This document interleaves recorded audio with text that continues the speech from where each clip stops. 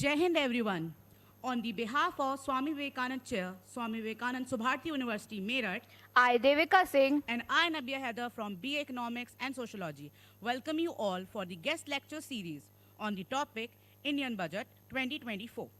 Opportunities for higher education, institution, employment, skills, and research development to achieve goal of VIKSHIT Bharat 2047. The budget plays a crucial role in shaping the nation's economic policies, influencing growth, development, and welfare of millions of citizens. This year's budget is particularly significant as it comes at a time when India is navigating global challenges while aiming for sustained progress and inclusive development. Swami Vivekanand ji was not only a spiritual leader but a visionary who urged us to strive for greatness, to uplift ourselves and serve humanity with compassion and strength. As we prepare to offer a floral tribute to this extraordinary soul, let us remember his message. You have to grow from the inside out. None can teach you, none can make you spiritual. There is no other teacher but your own soul. Now, I would like to invite all the dignitaries to offer a floral tribute to honor his legacy.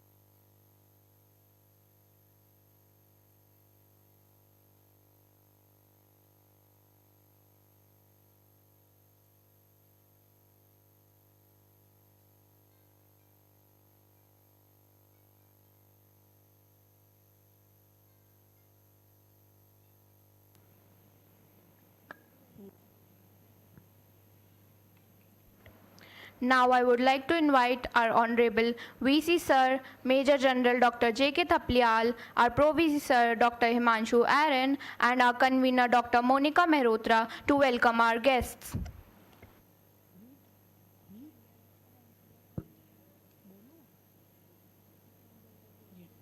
Now I would like to invite Professor Dr. Madan Mohan Goel, sir.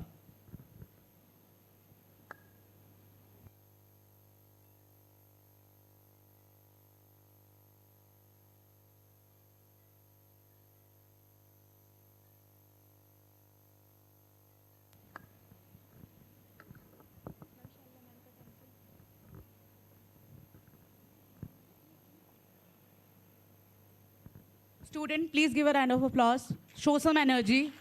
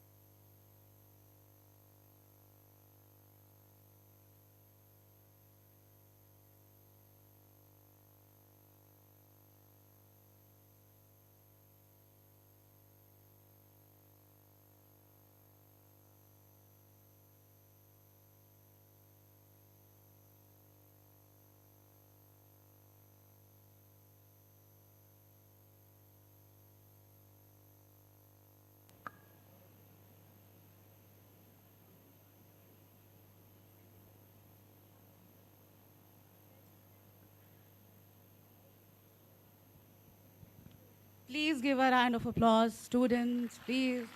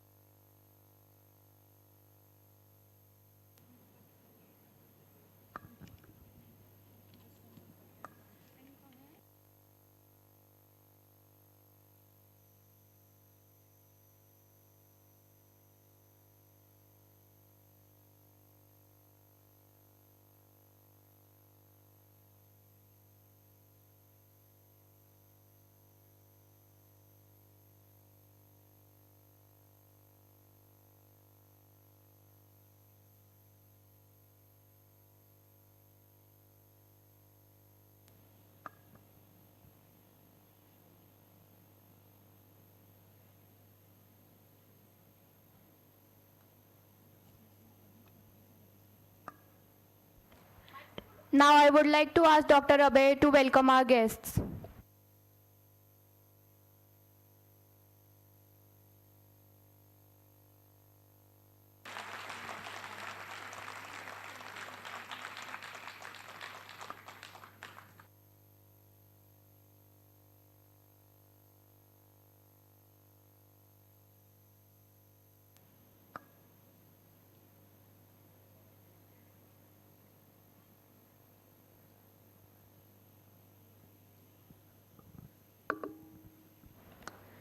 Now I would like to invite our convener, Dr. Monica Mehrotra, for welcome speech and brief information about the chair.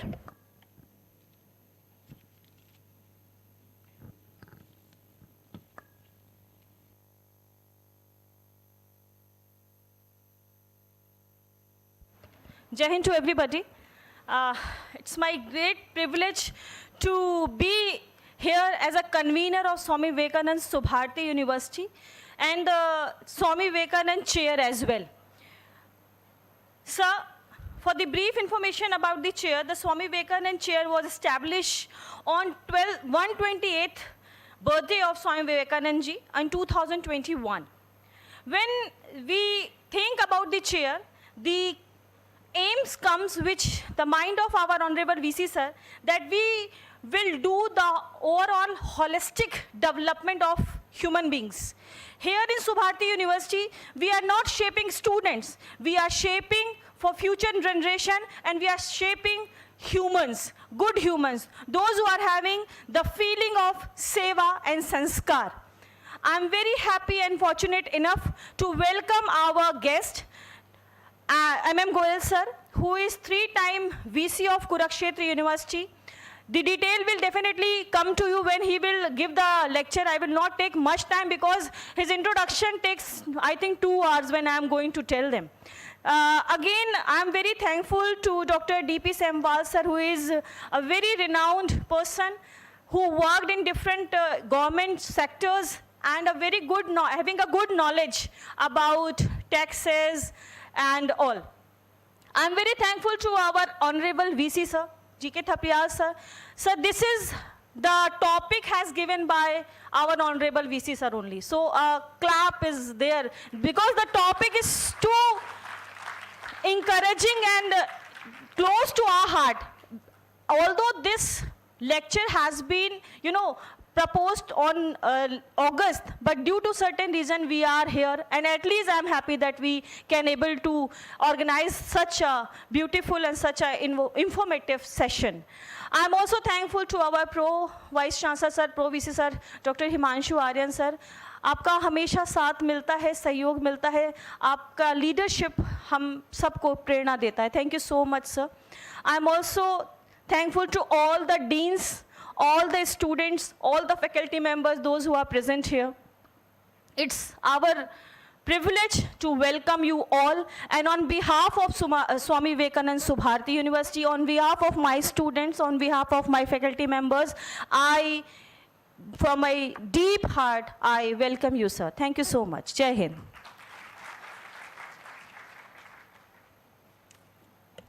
Thank you, ma'am, for your warm words. Now, with deep respect and admiration, I invite our esteemed VC, Major General Dr. J.K. Thapliyal, a leader of immense wisdom and experience, whose commitment to excellence continues to inspire us. Sir, I kindly request you to grace us with your presence on the stage and share your invaluable blessings.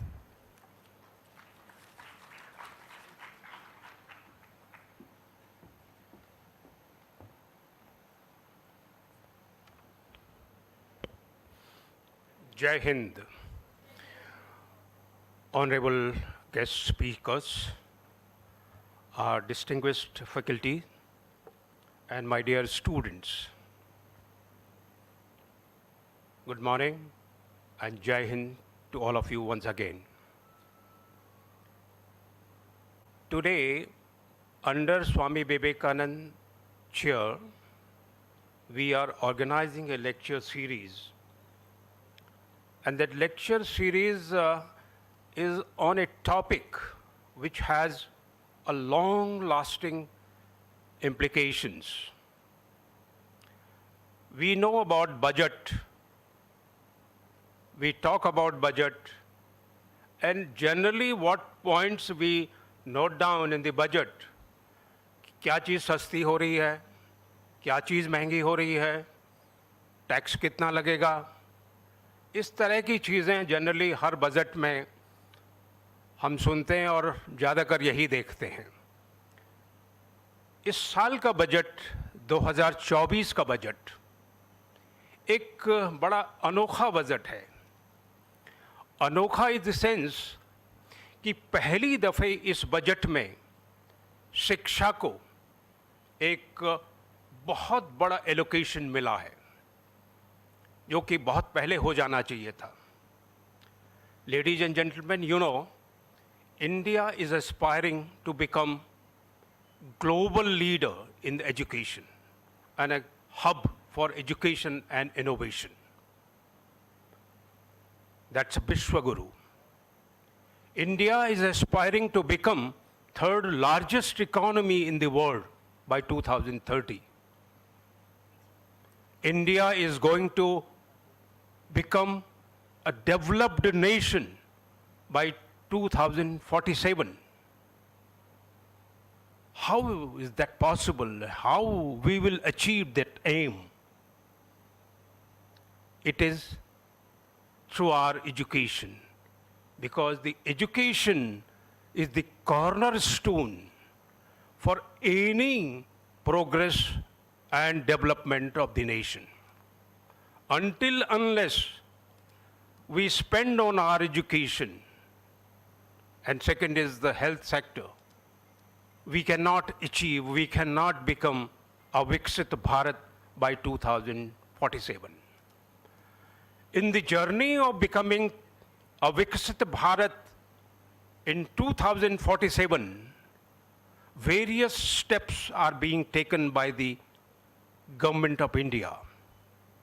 And in that direction, first step was drafting of National Education Policy 2020, which was after 36 years.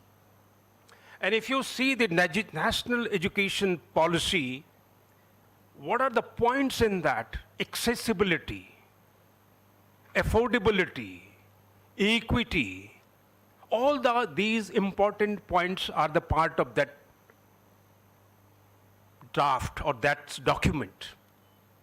But how do we achieve the accessibility, equity, quality, affordability is all depends on how much money, how much fund the education centers or education institutions are allocated. You cannot become a self-reliant Bharat unless you have a very robust research and innovation. You don't have a Make in India, and that Make in India will come only when you have a robust quality education and research innovation. India is the youngest country in the sense that more than 40% of our population comes between average age, mean age is 28 years. This is the population who have ideas, who need to be channelized, whose energies need to be channelized. And their critical mindset, their critical thinking needs to be energized. And is that possible only through education? And education needs money. Education institutions needs money. You must have seen this budget 2024 has allocated, I think, more than 1.15 lakhs crores rupees this year, which is the, I think, the biggest amount ever for the education sector. And the emphasis is given on to the skill development. Emphasis is given onto the employability. Emphasis is given to the accessibility of the education. Importance is given to the improve the infrastructure of the schools and colleges and universities. In this subject, I'm not the authority, so I'm not saying anything about it. We have two renowned personality amongst us. Professor Goel, who is the innovator himself by, he has introduced a new economics that's called Needonomics. He will be deliberating upon this new idea, the Needonomics. I welcome you, sir. Second, we have a guest speaker, Dr. Semwal, who has been throughout in the government sector. He is an IRS officer who has worked in CBDT, which plans taxation, and he's been closely associated with the budget. And I think he has been the part of that halwa eating group after the budget. He must have eaten that halwa quite often. So he will be sharing his thoughts about this budget 2024 with you all. And students, dear students, don't take it lightly that it is something going over your head. This is the document vision, which gives you in which direction our government is going, in which direction our country is going. And you need to align with those aspirations of the country. Then only we all can achieve VIKSHIT Bharat by 2047. Thank you. Jai Hind.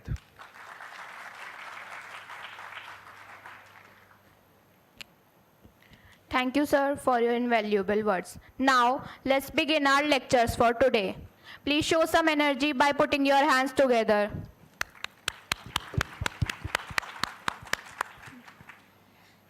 It's my great honor to introduce our guest speaker, Professor Dr. Madan Mohan Goelji, whose vast expertise is truly remarkable. Propounder Needonomics School of Thought, Professor Dr. M.M. Goel is 3 times Vice Chancellor and Superannuated Professor of Economics from Kurukshetra University. He has 46 years of teaching, 17 years of administrative experience, including Vice Chancellor, Starks University, Gurugram, Janat University, Jaipur, Directed cum Vice Chancellor, Rajiv Gandhi National Institute of Youth Development and Institute of National Importance, appointed by President of India. Pro Vice Chancellor, Veer Kunwar Singh University, ERA, State University of Bihar. He also worked advisor as Public Finance, 6th State Finance Commission, Haryana. He is Assessor National Assessment and Accreditation Council, NAAC, as chairperson. Global Center for Needonomics is emerging under the patronage. He is recipient of 2 gold medals for standing first class and first in MPhil. Dr. Goel was the first Indian Council for Culture Relation chair professor in South Korea of Hangul University of Foreign Studies, Seoul. He received the honor of Ambassador for the Peace by Universal Peace Federation. Dr. Goel was conferred Rotary Foundation Award for International Understanding in 1983, was provided him the opportunity to India's representative in USA, UK, Canada. He has been also in South Korea, Sri Lanka, Australia, Norway, Malaysia, Indonesia, Nepal, and Brazil. He is honored with the Global Leader in Higher Education Award 2021 by AKS Education. He honored by the London Organization of Skill Development with LOSD Excellence Award 2023 for excellence in Needonomics in London. Professor M.M. Goel is also honored with Gurukul Gyan Jyoti with 2024. Let us give a round of applause to Dr. M.M.G. as we welcome him to the stage. Please show the energy, students. Thank you, Nabiya, speaking kind words about me. In fact, I am grateful to Dr. Monica Mehrotra for introducing me to the worthy Vice Chancellor, Major General G.K. Thapriyal Saab. Friends, although I have been introduced here, but I am coming from a humble family of teachers and coming from Kurukshetra. May I ask a question to you? Kurukshetra is known for what? Anybody? Most of the people around the world knows Kurukshetra for Mahabharata. But I, being a resident, student, teacher, and researcher, always say, remember Kurukshetra as a place to be the first ever university on the planet. Remember Kurukshetra as a place to be the first ever university on the planet, because the objective of a university is to get knowledge. And the best possible knowledge has been given by Lord Krishna himself in the form of Bhagavad Gita. Let me tell you, Bhagavad Gita is a ism-neutral, religion-free treatise on management, relationship management, and welfare economics. To move on the ladder of success in any walk of life, including teaching, research, defense, with morality, opulence, victory, and empowerment, believe that Krishna as God is with you. And Arjun is your own soul. And that is called Ek Shloki Gita. If you put it in Google search engine, your smartphone, and find out this, you will get Ek Shloki Gita. That is the last shloka. Yatra Yogeshwar Krishna, Yatra Parthar Dhanurdhar, Tatra Sri Vijayo Bhutarduta Nitarmam. Meaning thereby, we have to move with morality, opulence, victory, and empowerment, and believe in Krishna as God and Arjun as your own soul. And that is the most important implications for the youth who stands motivated by Vivekananda University here in Meerut. Friends, when Honorable Vice Chancellor, Major General was honoring me, I was giving him a page of the book, Anu Gita.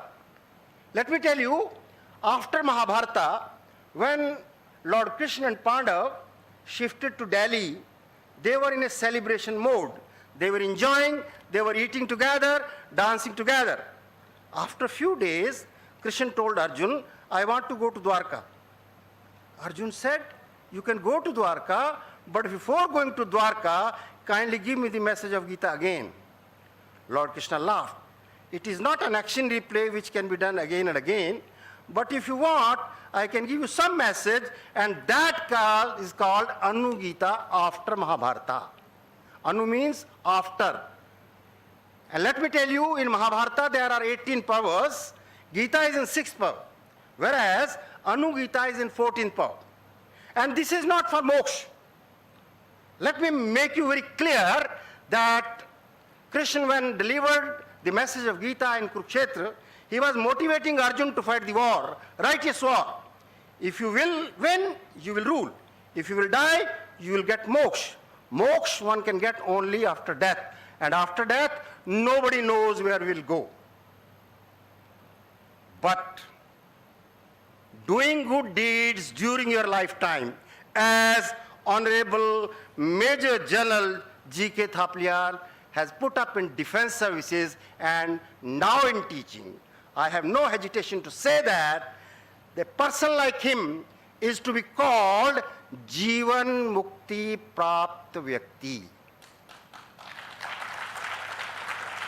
And the entire fraternity of teachers, let me tell you, they devote their life toward education, Needo education, and for that, I give credit to the entire fraternity of teachers to be called heroes of the society and not the basically assets without T on 363 days, because we call our teachers to be assets only on 2 days. One is Teachers' Day on September 5, and now we have started celebrating National Education Day on November 11. Rest of the 363 days, the fraternity of teachers are called assets without T. I'm sorry to confess before you. With this note, let me come to the topic. Honorable Vice Chancellor has already told to you about the Indian Budget 2024. But let me correct here, financial year budget is always given in 2024-25, meaning thereby Union budget from April 1st to 31st March. Honestly speaking, April 1st is a fool's day. And we keep making our people fool throughout the year, and 31st March has become a ritual day. On that day, we waste our resources like anything. I'll come to this. So, my perceptions as a Needonomist. Needonomist means a teacher who talks of Needonomics, economics of need, and no to greed. Taking into account this perception, I have come out to talk to you on all dimensions of VIKSHIT Bharat toward 2047, and I will conceptualize how we can do it, and in that direction, we have to see whether the finance minister has done something or not. Monica? Oh, sorry. It's done. It's going. Oh, sorry. It's okay. I have been given 45 minutes. Let me see how I am able to make use of that. Now you see. Indian fiscal policy is used by the government as the instrument of taxation, public spending and public borrowing to achieve various objectives, including employment opportunities and Needo entrepreneurship through union budget for 3F. 3F is very important. Functions of the central government, functions of the state government, functions of the local government. And then functionaries. And third is basically how to go in for playing our role in the society as various actors like consumers, producers, distributors, and traders. In that direction, I would like to develop my thoughts in a very systematic manner, telling you something about it. If you talk about the proposals of Union Budget 2024-25, it is of the size of 48,20,412 crores, including revenue expenditure of 37,09,401 crore and capital expenditure rupees 11,11,111 crore by Madam Nirmala Sitharaman on July 23. And let me tell you, with my perception as a Needonomist, when we think in terms of this budget, it was necessary to talk about for VIKSHIT Bharat, but not sufficient. To make it sufficient, we have to think of many things to be understood, as Honorable Vice Chancellor was talking about, that it is possible for financing education. If I tell you at this level that although it is not in the domain of financing, education cess, my friend Dr. D.P. Thapmas, as a Semwal, an expert of income tax, will be telling you that more than income tax, these days, cess has become important. Education cess. Honorable Vice Chancellor, sir, may I ask a question to you? Do you know how education cess is being utilized in my beloved country? Education cess is utilized in higher education only for two types of institutions, IITs and IIMs. It is not available to any central university, state universities, private universities. Honorable Vice Chancellor was talking about that VIKSHIT Bharat is possible through implementation of national education policy. I believe national education policy required to be implemented in right perspective to achieve the objective of VIKSHIT Bharat. And for that, we need financing. And that financing, let me tell you, we have a right on education cess, which is contributed by all of us as a part of income tax. But sorry to say, it is not available to the state governments. Keeping in mind the implementation of national education policy, we must share this education cess with the state governments, because 92,000 crores of rupees are unutilized from education cess. In that scenario, we have to think of VIKSHIT Bharat. Honorable Finance Minister Nirmala Sitharaman has talked about 9 priorities for generating opportunities. In nine priorities, 9 symbols. If it could have been a classroom, I could have told you how these 9 objectives can be achieved with a policy package of monetary policy, fiscal policy, our manufacturing policy, and the foreign trade policy. Now you try to understand that is basically the resilience in agriculture, employment and skilling, very well noted by Honorable Vice Chancellor, inclusive human resource development and social justice, manufacturing and services, urban development, energy security, infrastructure, innovation, research and development, and next generation reforms. You can find out for education, skill development has been one of the 9 areas which has been given priorities. If you look at the education sector, you will find in 2024-25, we have allocated rupees 47,619.77 crore for higher education, an increase of 7.68% from 2023-24, and present opportunities for higher education institutions to play a crucial role in advancing VIKSHIT Bharat with a focus on employment, skills, and research development, very rightly observed by the Honorable Vice Chancellor. I still hold the same opinion that financing can come through education cess. Now, my dear friends, honestly speaking before you as a student of economics, it is our duty, moral duty, to find out whether Finance Minister has done what and what not for VIKSHIT Bharat. Why not? When not? Where not? For whom? This question should ponder over our mind when we talk in terms of VIKSHIT Bharat to be assumed for 2047. Before that, Honorable Vice Chancellor was also giving some data. We have a target year 2030 when we are assuming to get sustainable development goals achieved.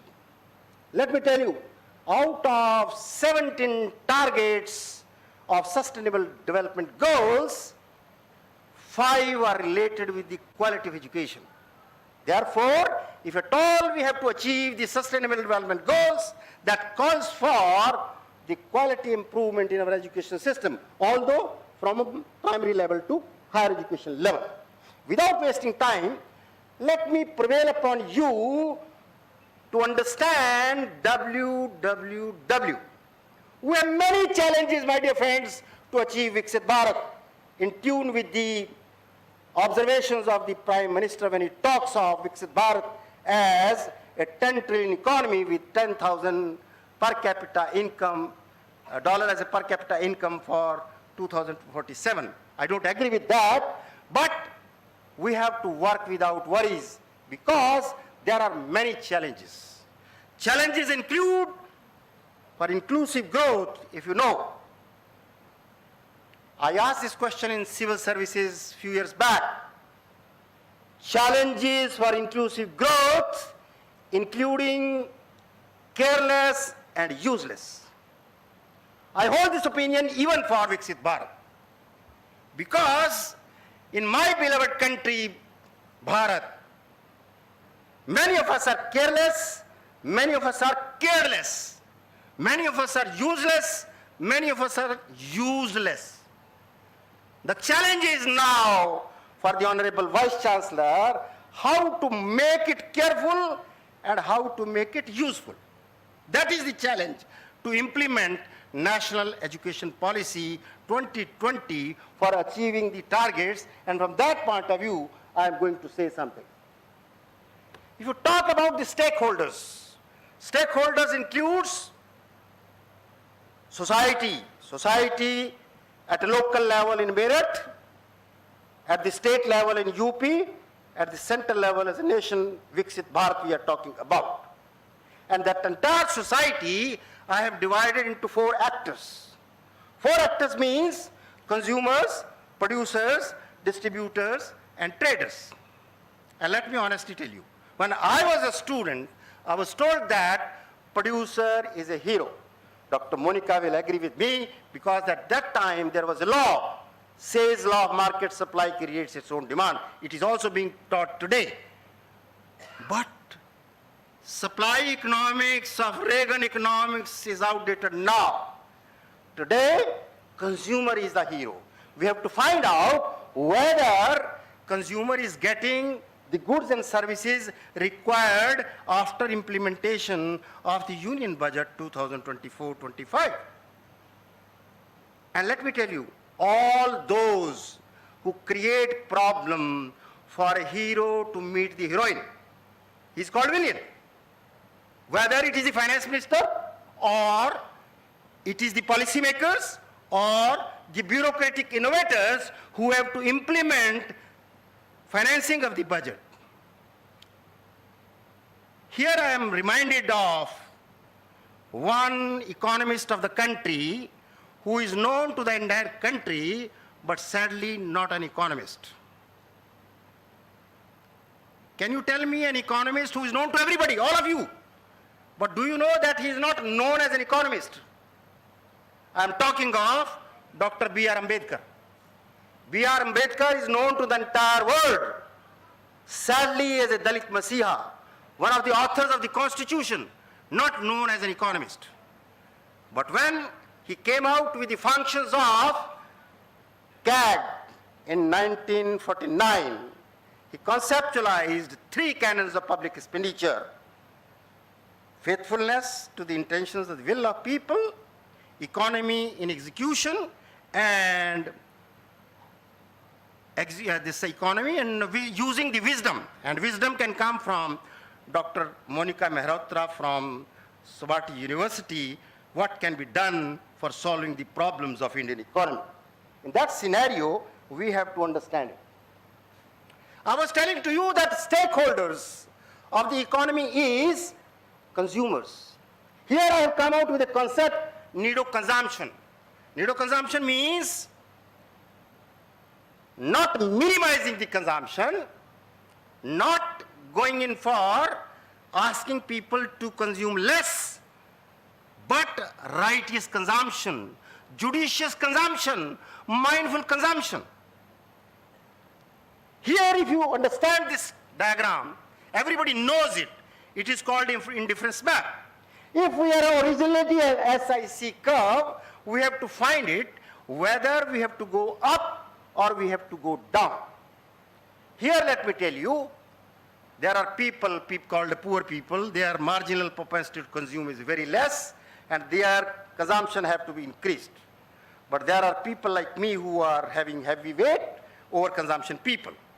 Here, I must tell you, the rate of death due to starvation is lesser than the rate of death due to overconsumption. Therefore, Nido consumption is very important for understanding the budget allocations for the 2024, and we have to basically confine to this Nido consumption in right perspective as a mindful consumption, which was given by Gautam Buddha, basically the mindful consumption we have to talk about. Second is the production possibility curve.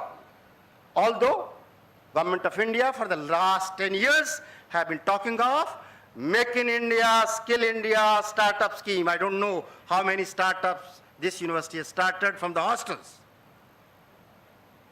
Production capacity has to be increased. But if you go to any mall in Meerut, you will find most of the malls are full of goods. There are no buyers. Entire globe is suffering from this. And today, if at all there is a crisis in the economy, it is not because of the supply chain management, although some countries are suffering because of the war between Russia and that, what you call, Ukraine. But India is not suffering from that. But if you talk to people of these malls, you will find that there are no buyers. Supply chain management has been broken.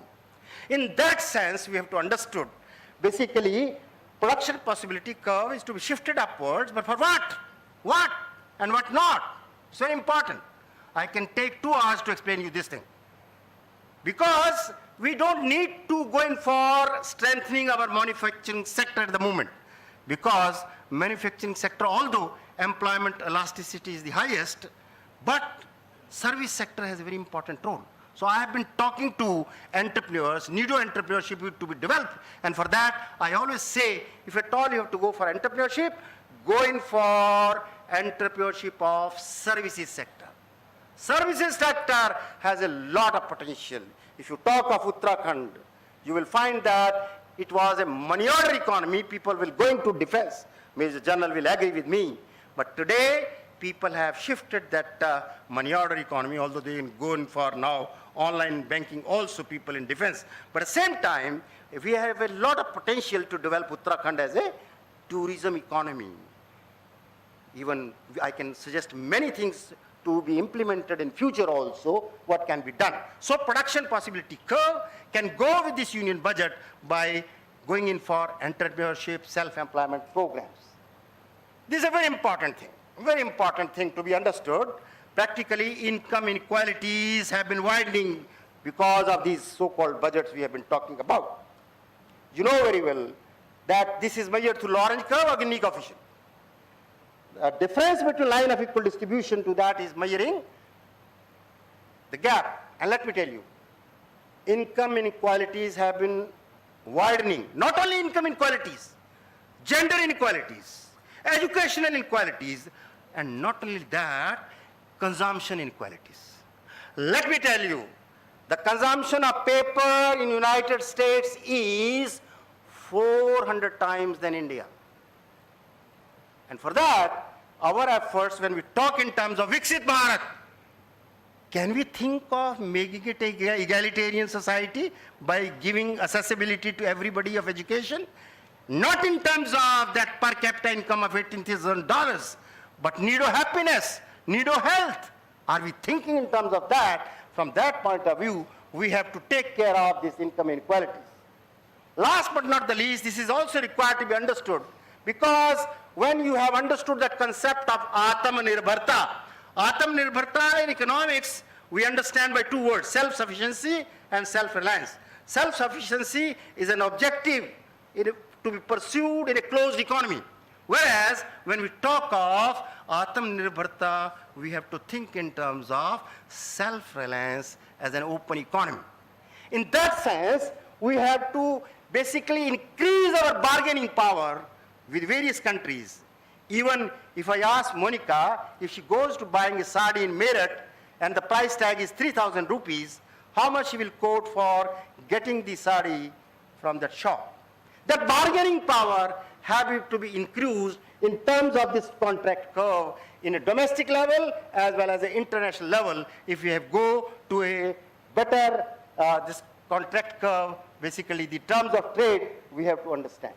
So my dear friends, you have basically understood that implications of Union Budget 2004-25 have to be understood for consumers, producers, distributors and traders. And as a student of economics, it is our duty to understand what are these concepts. I have been asking even in UPSC, what is this budget size? People don't able to respond properly. Remember that budget size means total expenditure. Even the teachers of economics, when this is being asked in the interviews, they don't respond. So budget size means total expenditure. I have already explained to you, it is 48,20,512. Fiscal deficit is a very important point. It is being claimed by the finance minister to be brought down to 4.9% of the GDP.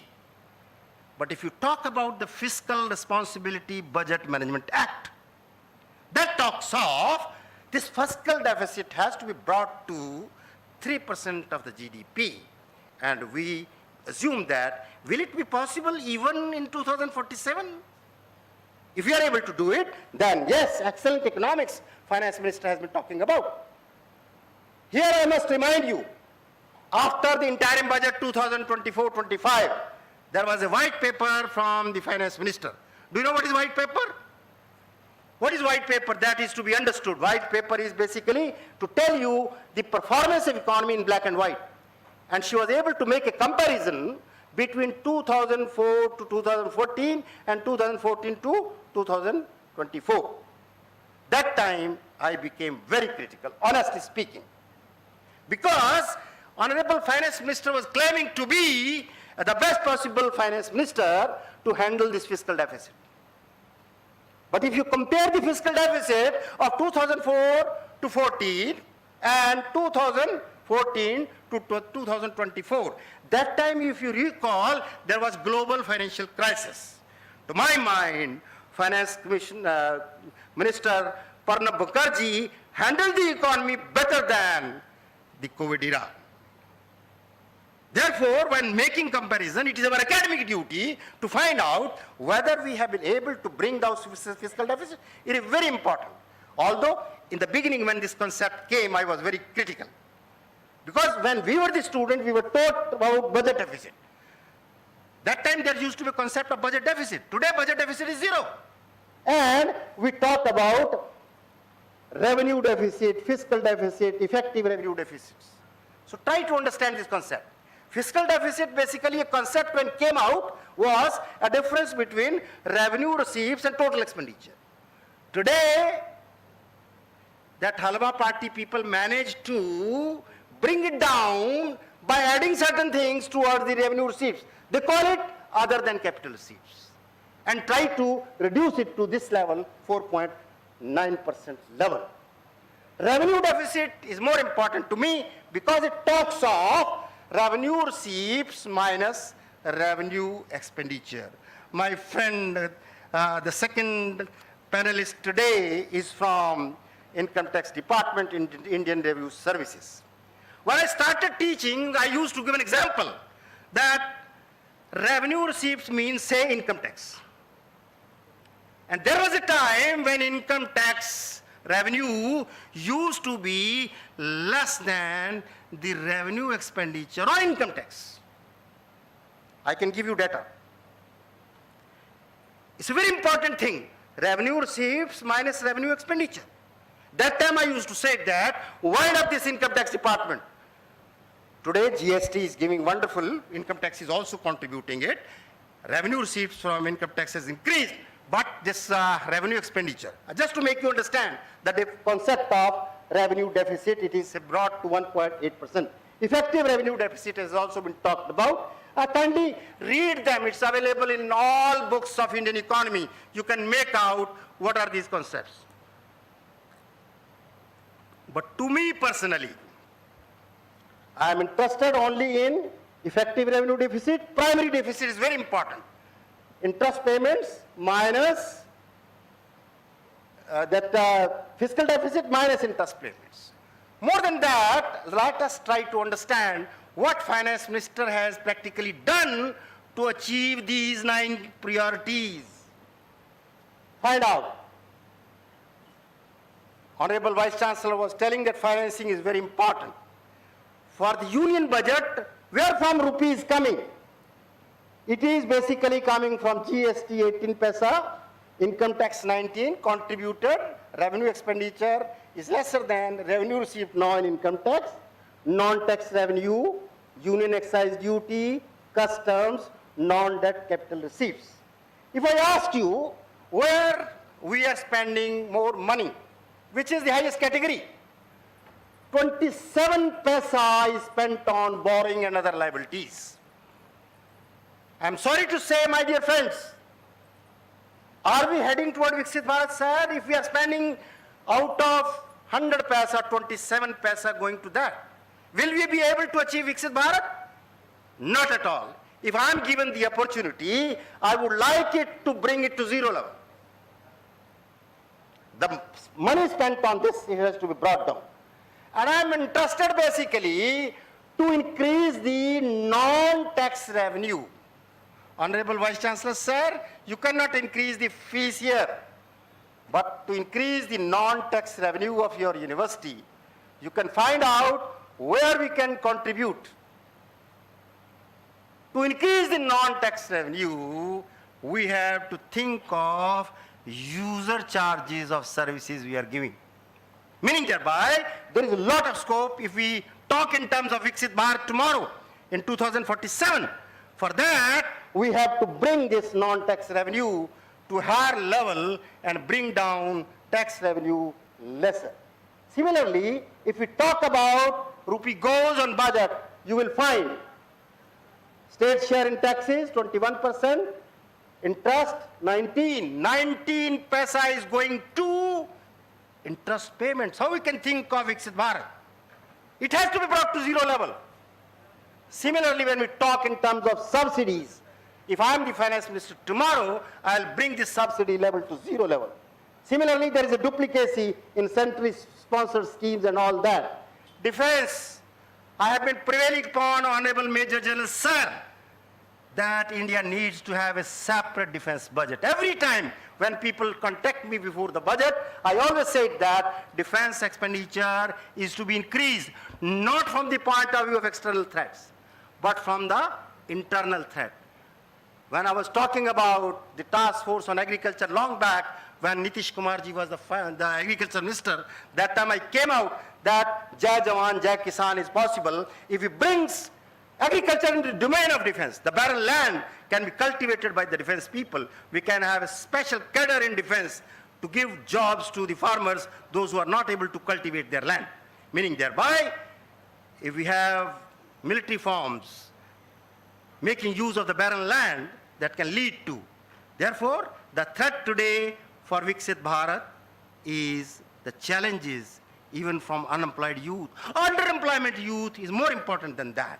So from that point of view, we have to enhance the defense expenditure. You can note it down and find out where is the possibility to find the scope to reduce and to increase for the rupee goes budget. Now, my take on these issues, that's very important to be thought about. I was telling to you that the proposals were necessary for the budget of Vikshit Bharat towards 2047, but not sufficient. To make it sufficient, we needed not only more allocation, but we needed its proper implementation with faithfulness, economy in execution, and wisdom of the professionals coming from different corners of the society. For Needo happiness and Needo health, these should be the objective of Vikshit Bharat. And for that, masses, not classes in Vikshit Bharat, the FM should have understood and adopted the Gita-based Needonomics as a yoga. Although you know yoga, you talk of yoga day, but I have been calling Gita-based Needonomics as yoga. Yoga means summation. Summation means spiritual mathematics, 1 plus 1 equal to 1. You have been talking of 1 plus 1 equal to 2. But Gita, my guru says that 1 plus 1 equal to 1, and that is called spiritual mathematics that has to be understood in right perspective if at all we are interested to make India as Vikshit Bharat. FRM Act 2003 implemented for intergenerational equity, fiscal management, half-heartedly, we have not given, honestly, the priority to Fiscal Responsibility Budget Amendment Act. Sir, I address to the income tax person sitting here, honorably sir, new tax slabs he may be talking about, how we have basically given the new tax slabs, yet in my beloved country, there are only 2.2% people paying income tax. Sorry to say. And I have gone to an extent by saying it that let income taxpayers be called minority, and they should be given the benefits like other minorities in terms of some concessions. I have been talking about income taxpayers should be ordered to give travel by first AC in the trains. They can be given, or others can be have higher pay for that. So income taxpayer have to be declared as a minority, and I find out the problem to be solved by giving them some rebates and concessions. If you talk about other countries, in France, there is 78.3 people, USA 50%, 1%, Germany 61.3%, UK for 59.7% people are contributing income tax. But here in my beloved country, it is only 2.2%. Now, to play a transformative role in realizing the vision of Vikshit Bharat, higher education institutions must adopt a proactive approach to curriculum design. It's very important. Here we must have something to make use of. So, higher education talks of curriculum design in tune with the industry. Still, although a national education policy has talked of, we have been simply allocating the courses in terms of online courses and offline courses. We have not given justice to this aspect. Research and collaboration positioning themselves as a center of learning that drives national development. Use of education sets, I already talked to you, basically facing the challenges of overpopulation, careless, useless people.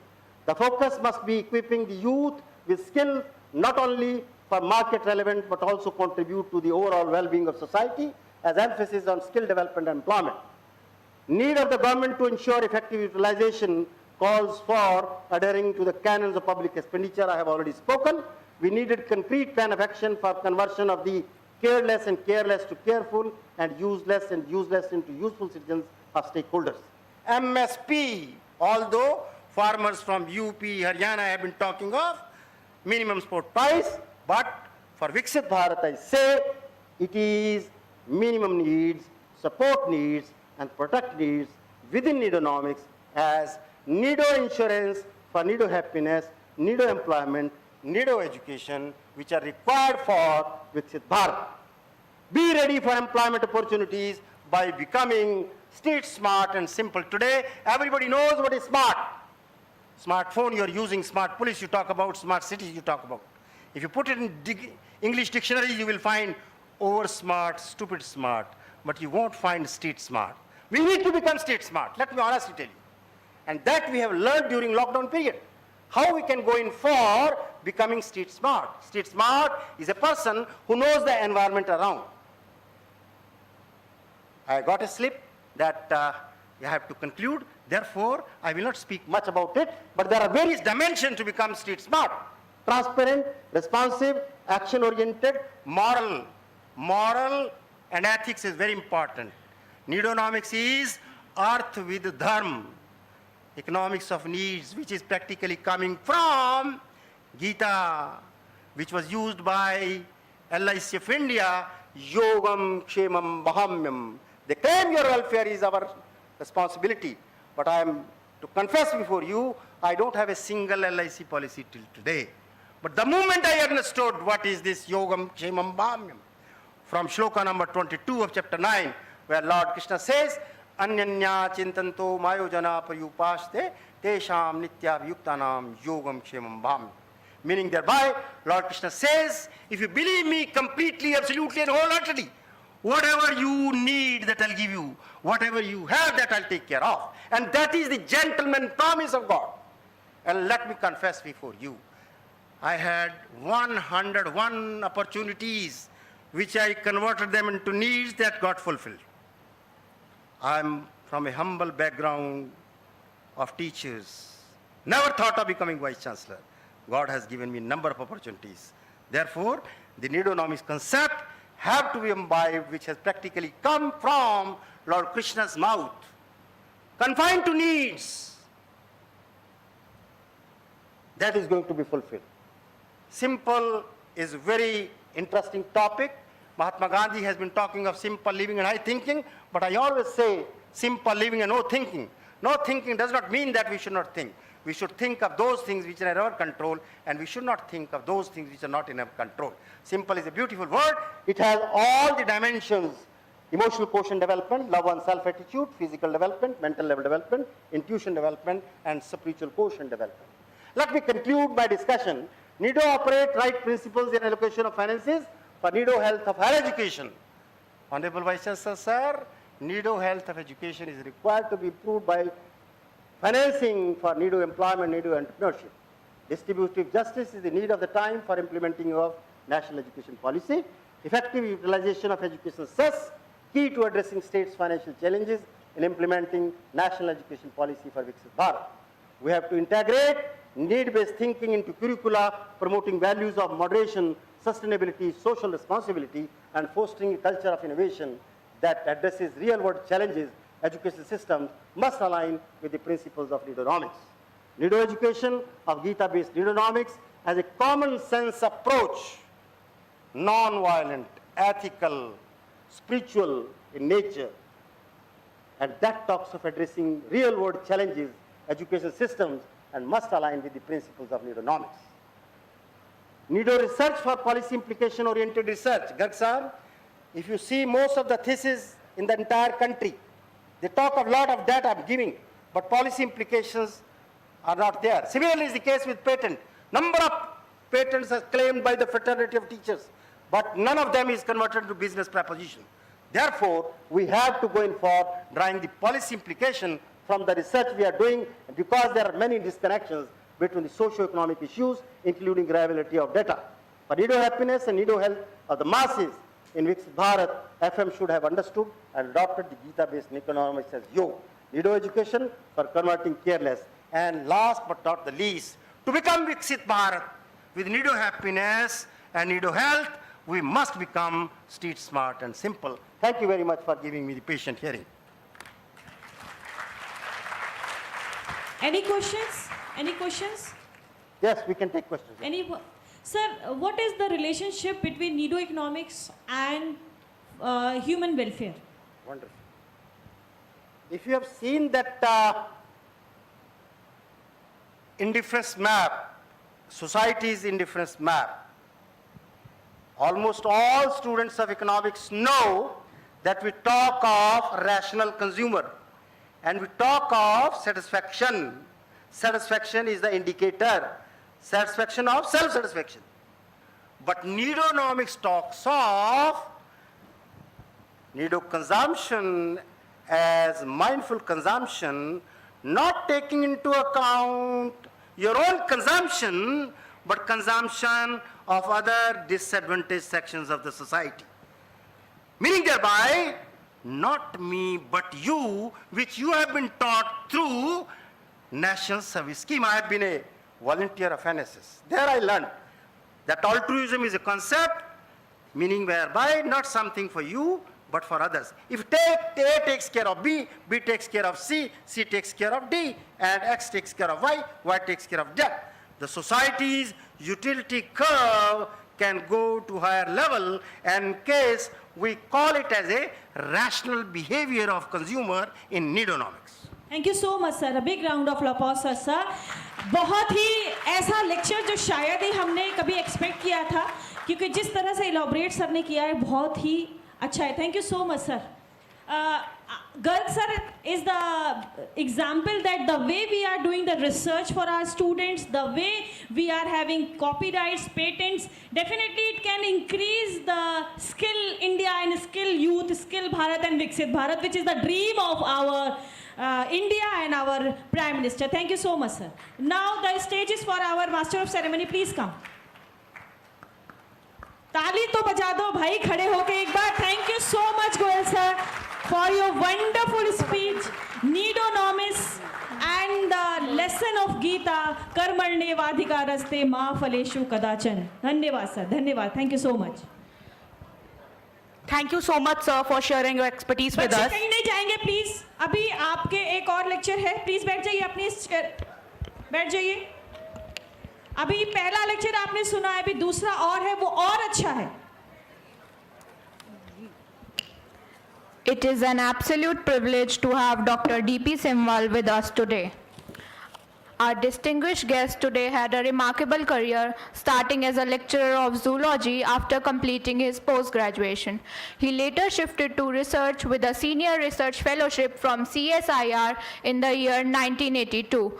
In the year 1985, he joined the Indian Revenue Service, where he went on to serve in many crucial roles for over 3 decades. His IRS journey included postings as Assistant Commissioner of Income Tax, Under Secretary in the Tax Policy and Legislation Division of the Ministry of Finance, and later Director in the same division. He was promoted to Commissioner of Income Tax in the year 2006 and rose to the rank of Principal Commissioner in the year 2015. He received international training from many prestigious institutions and served as the country correspondent for the Commonwealth Association of Tax Administrations in the year 2004 and 5. He retired from the IRS in the 2016 after an illustrious career. We are thrilled to hear his valuable insights today. Please welcome him with a big round of applause.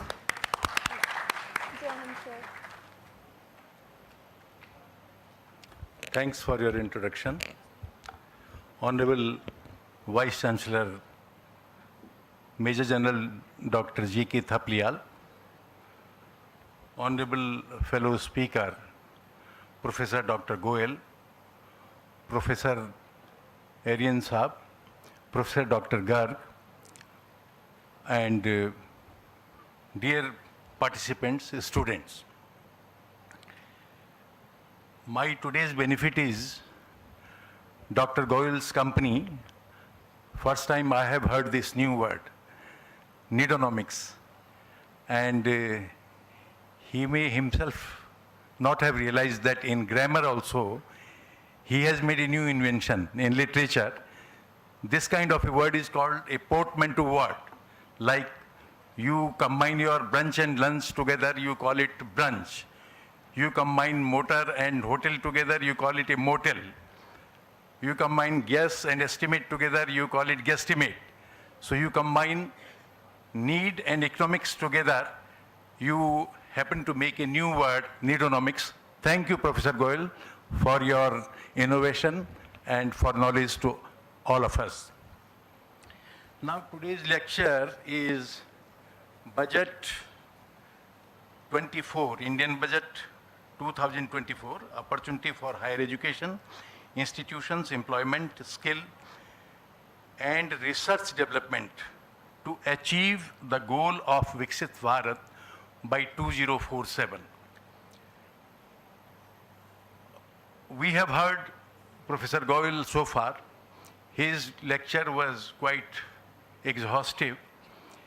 He has dealt with mostly the economics part of the budget and has related it to the need of the people and the concern of the government. What all the government does to fulfill the need of the people. All of us know that we live in a democracy and what democracy is was best defined by the 18th century American president, 16th president, Mr. Abraham Lincoln. Of the people, by the people, for the people. Can you have me another glass of water here? I'll pick up.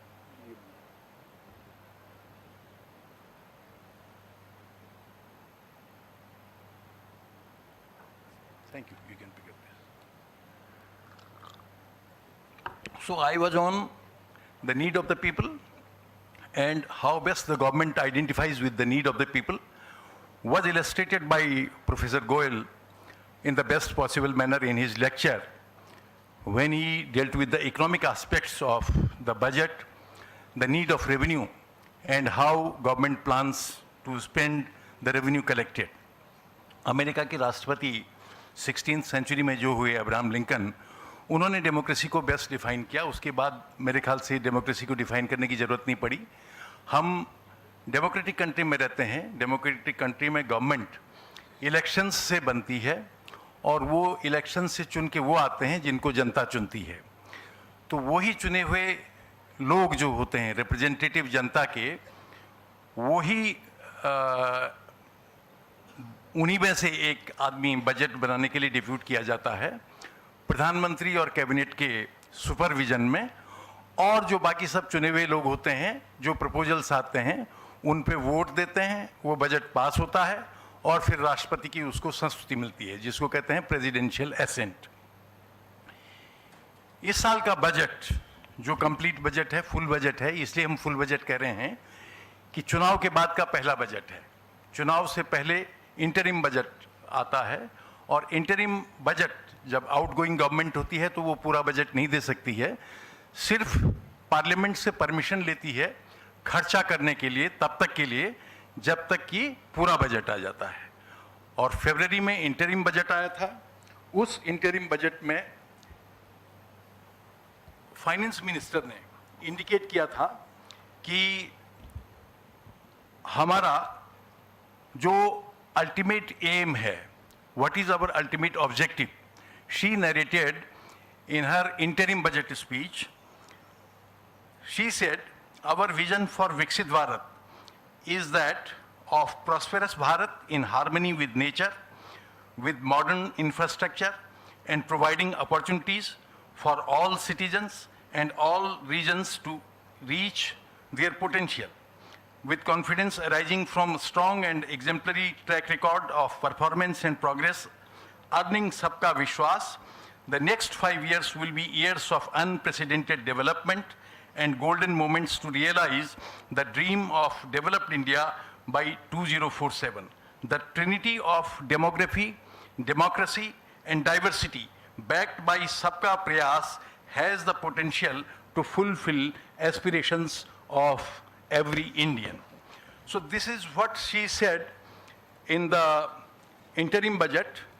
And in the full budget delivered on 23rd July 2024, the policy indicates the promises made in the interim budget.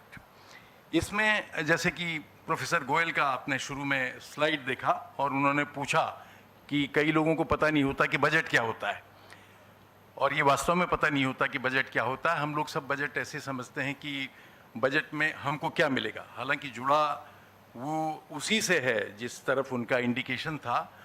हर आदमी expectation देखता है कि इसमें हर आदमी के लिए क्या है, हर क्षेत्र के लिए क्या है, हर सेक्टर के लिए क्या है. बजट का मतलब वास्तव में होता खर्चे से.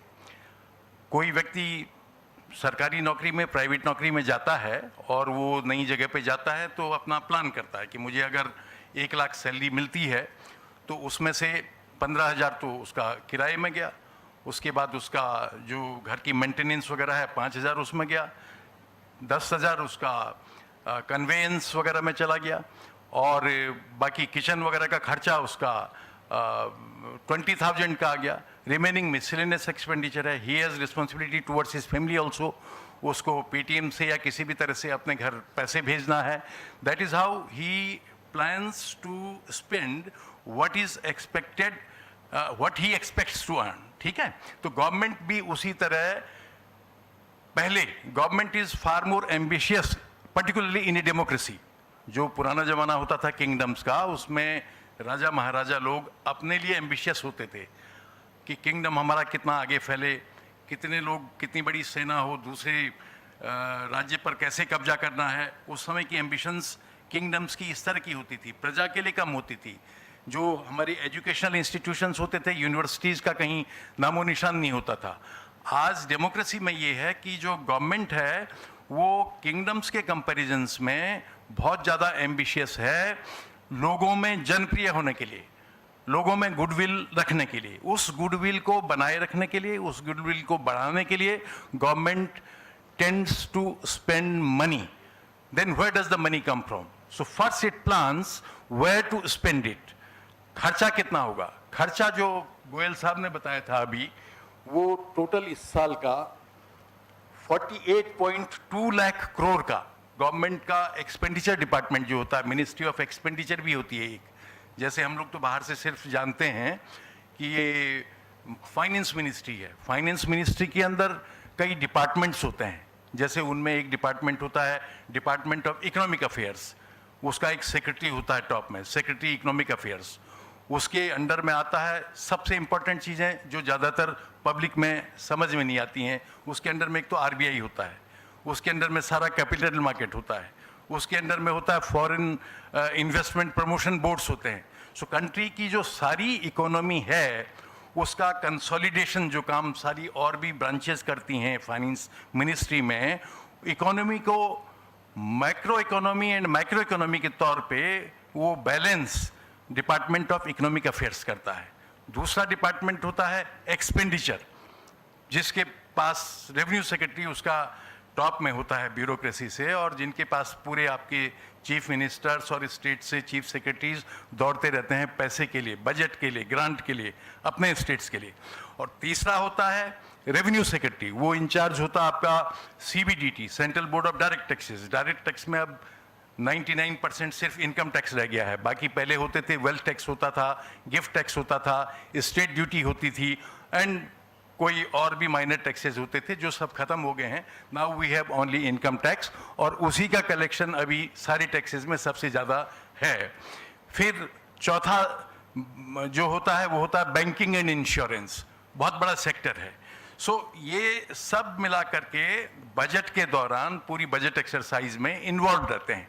और जो मैं कह रहा था कि अब्राहम लिंकन की जो डेफिनेशन है of the people, by the people, for the people, budget exercise से पहले, क्योंकि फरवरी में बजट आता है तो उससे 3 महीने पहले बजट एक्सरसाइज शुरू हो जाती हैं. तो गवर्नमेंट बजट एक्सरसाइज शुरू करने से पहले सारे ही सेक्टर्स से, जनरल पब्लिक से, आपका इंस्टीट्यूट्स जो होते हैं चार्टर्ड अकाउंटेंट्स के, आपके जो यूनिवर्सिटीज़ से भी सजेशंस देना चाहते हैं, और बिजनेस से, इंडस्ट्रीज से, बिजनेस के चैम्बर्स होते हैं, फिक्की है, एसोचैम है, पीएचडी चैम्बर ऑफ कॉमर्स है, ये सब लोग अपने बार एसोसिएशंस हैं, ये सब अपने सजेशंस देते हैं. और गवर्नमेंट सेक्टर से जो रिटायर्ड ऑफिसर्स होते हैं, आर्म्ड फोर्सेस के जो सीनियर रिटायर्ड ऑफिसर्स होते हैं, उनके लेटर्स आते हैं फॉर वेरियस पर्पजेज, उन सब को प्रोसेस किया जाता है. उन सजेशंस को देखते हुए एग्रीकल्चर सेक्टर से आता है, इंडस्ट्री से आता है. तो गवर्नमेंट पब्लिक से सजेशंस लेकर के, और जो उनके खुद के डिफरेंट पार्टीज के एमपीज होते हैं, वो फाइनेंस मिनिस्टर्स को अपना प्रपोजल देते हैं. तो इस साल का जो बजट है यूनिक तो कई मामलों में है, जैसे प्रोफेसर गोयल ने अभी बताया. इस साल के बजट में इतना एम्बिशियस बना कि जो गवर्नमेंट ने सोचा खर्चा करने का वो है ₹48,21,000 करोड़. अब ये पैसा आएगा कहाँ से? पहले तो ये 48,21 करोड़ जो अमाउंट खर्च होगा पूरे साल में प्लान किया है, वो कहाँ कहाँ खर्चा होगा, उसके खर्चे होने के टेबुलर फॉर्म में आपको,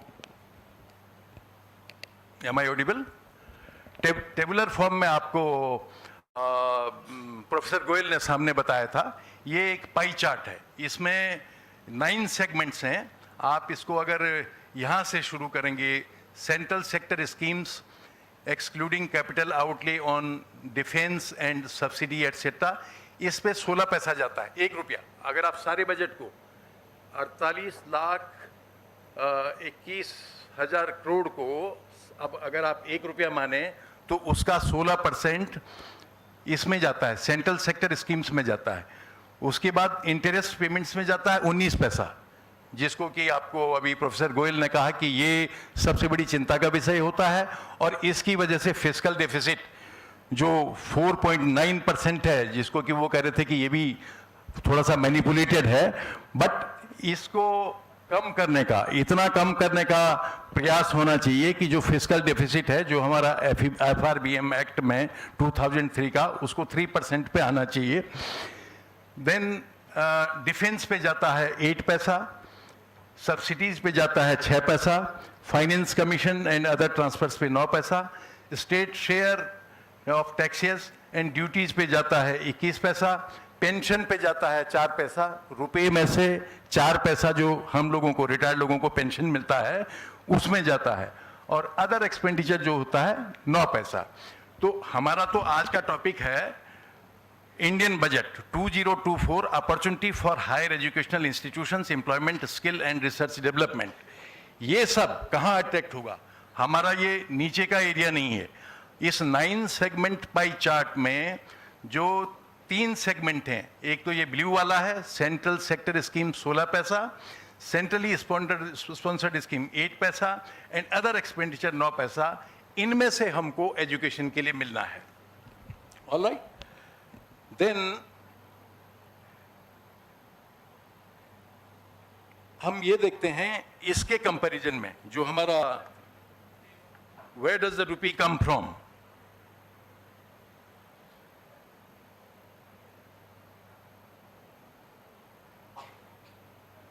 where does the rupee come from, इसमें आप देखेंगे कि कॉरपोरेशन टैक्स जो कंपनीज देती हैं वो 17 पैसा वहां से आ रहा है।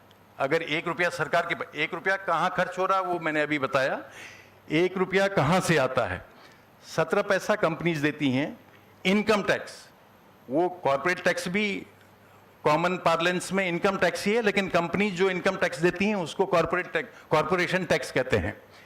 ये इनकम टैक्स कंपनीज के अलावा जो भी टैक्स देते हैं, फर्म हैं, इंडिविजुअल्स हैं, AOP, BOI, इस तरह के पर्सन्स होते हैं, आर्टिफिशियल जुरिडिकल पर्सन्स होते हैं, वो व्यक्ति नहीं हैं लेकिन कानून में उनको व्यक्ति बनाया गया है टैक्स देने के लिए।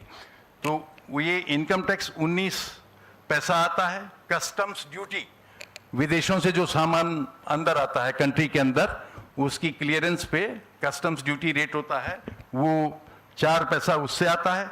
यूनियन एक्साइज ड्यूटीज अब बहुत कम हो गई हैं, सिर्फ 5 पैसा उससे आता है। जैसे एल्कोहलिक लिकर वगैरह कुछ आइटम्स रह गए हैं जिनमें अभी भी एक्साइज ड्यूटी पड़ती है, अदरवाइज सब कुछ GST ने रिप्लेस कर दिया है। गुड्स एंड सर्विसेज टैक्स से 18 पैसा आ रहा है। तो आप देखेंगे कि यहाँ पे जो इनडायरेक्ट टैक्सेस रह गए हैं, customs, union excise duty, goods and service tax, 18 + 5 23, 23 + 4 27%. These are our indirect taxes, sources of revenue for the government, and income tax वो दोनों मिला करके 36% है। So our country, from the viewpoint of economists and other laureates, our country is progressing towards becoming a developed country very slowly, because our collection of direct taxes is higher than indirect taxes. Economics के लोग यहाँ पे professor Goyal के अलावा और भी होंगे। Indirect taxes जब लगते हैं ज़्यादा, जैसे GST बढ़ेगा तो वो मजदूर भी उतना ही टैक्स देगा, होटल रेस्टोरेंट में खाना खाने में, रहने में, जितना कि कंट्री का सबसे अमीर आदमी देगा, और वो इन्फ्लेशनरी होता है, उससे चीज़ों के दाम बढ़ते हैं। जबकि इनकम टैक्स या कोई भी और डायरेक्ट टैक्स कभी लग जाता है जिसको जनता डायरेक्ट गवर्नमेंट को देती है, तो वो नॉन इन्फ्लेशनरी होता है और वो गवर्नमेंट की नेट इनकम है।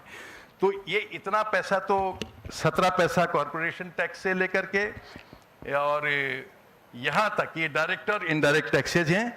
बाकी टैक्सेस के अलावा भी गवर्नमेंट की कुछ रिसीट्स होती हैं, नॉन टैक्स रिसीट्स होती हैं, नॉन डेट कैपिटल रिसीट्स होती हैं, तो ये जैसे डिविडेंड्स वगैरह ये सब चीज़ें आती हैं, और बोरोविंग्स होती हैं स्टेट्स को, उस पर भी इंटरेस्ट आता है, तो वो सब नॉन टैक्स रिसीट्स में आती हैं।